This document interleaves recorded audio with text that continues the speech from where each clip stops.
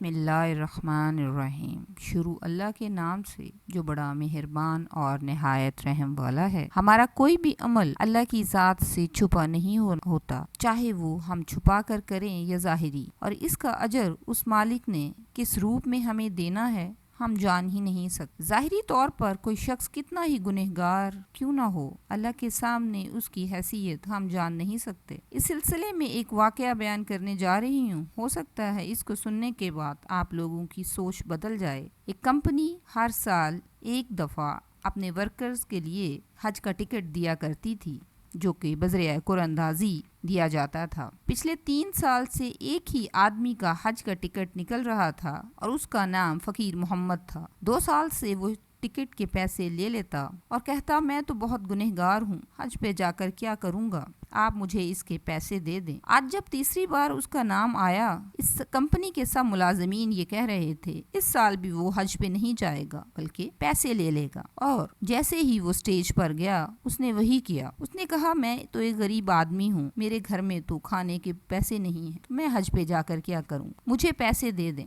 Company کا مالک شیخ محمد تھا۔ Company کے مالک نے اس بار کہا کہ میں پکا ارادہ کر چکا ہوں، میں تم کو حج پہ بھیج کر رہوں گا۔ پتہ نہیں اللہ کی بارگاہ میں کیا منظور ہے جو 3 بار تیرا ٹکٹ نکلا ہے۔ اللہ چاہتا ہے تم اس کے گھر کی زیارت کرو، صفا مروہ کی سعی کرو، تم کو حج پہ بھیج کر ہی رہوں گا۔ فقیر محمد نے کہا رہنے دیں شیخ صاحب، میں گنہگار غریب آدمی ہوں۔ مالک نے کہا نہیں، میں تم کو پورے سال کی تنخواہ ایڈوانس میں دوں گا اور تم حج پر جاؤ۔ فقیر محمد غریب آدمی تھا، پورے سال کی تنخواہ کا سن کر اس کی آنکھوں میں چمک آ گئی۔ اس کو پورے سال کی تنخواہ دے دی گئی، حج کا ٹکٹ دے دیا گیا۔ وہ گھر گیا، بیوی بچوں سے ملا، دوستوں سے ملا اور حج پہ چلا گیا۔ اور اللہ کی کرنی ایسی ہوئی، حج کیا، صفا مروہ کی، نبی پاک کے روزے پر گیا۔ جب دوبارہ مکہ واپس آیا تو واپسی پر اس کا انتقال ہو گیا۔ اس کو جنت معلیٰ میں دفن کر دیا گیا اور کمپنی کے مالک کو اس کی اطلاع دے دی گئی اور کمپنی کے مالک نے اس کے گھر والوں کو اس کی اطلاع دی۔ کچھ دنوں کے بعد کمپنی کے مالک کے دل میں خیال آیا آخر اس کا کون سا عمل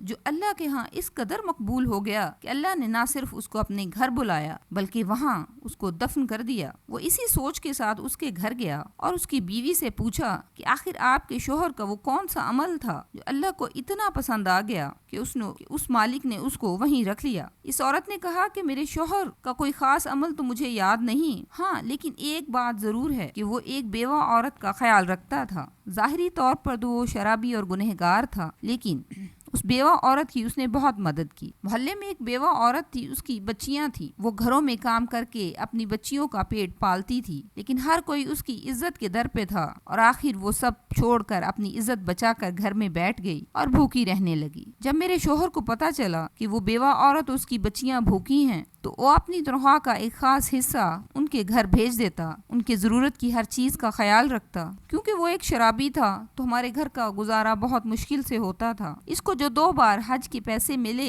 اس نے اس بیوہ عورت کی اس سے مدد کی، کچھ ان بچیوں کو پیسے دے دیے اور کچھ مجھے دیے کہ میں ان کی ضروریات کا خیال رکھوں۔ شیخ محمد عمر نے کہا اگر آج فقیر محمد آج میرے پاس ہوتا تو میں اس کے ہاتھ چوم لیتا، اتنا اچھا عمل۔ شیخ نے اس کی بیوی سے اس بیوہ عورت کے گھر کا پتہ پوچھا اور وہ اس کے گھر پہنچ گیا۔ پہنچ کر اس نے اس عورت سے پوچھا کہ فقیر محمد کیسا انسان تھا۔ وہ کہنے لگی لوگوں کے لیے وہ شرابی کبابی برا تھا، لیکن میرے لیے اور میری بچیوں کے لیے وہ ایک فرشتہ تھا۔ اس کی وجہ سے ہمیں ہر چیز گھر بیٹھے ملتی تھی اور وہ مجھے صرف یہ کہتا تھا اے میری بہن میرے لیے دعا کرنا، اور میں اس کے لیے یہ دعا کرتی اللہ میرے بھائی کو ایمان کے ساتھ خاتمہ کرنا، اور اللہ نے اس دعا کے صدقے مکہ میں اس کو موت دی۔ بے شک ہمارا ایک نیک عمل ہمارے سب عیب کو چھپا دیتا ہے، اور جو دعا لی جاتی ہے رائے گاہ نہیں جاتی، اور ہمیں چاہیے کہ دعا کروائیں نہیں بلکہ دعا لی جائے۔ اللہ ہمیں نیک عمل کرنے کی توفیق دے،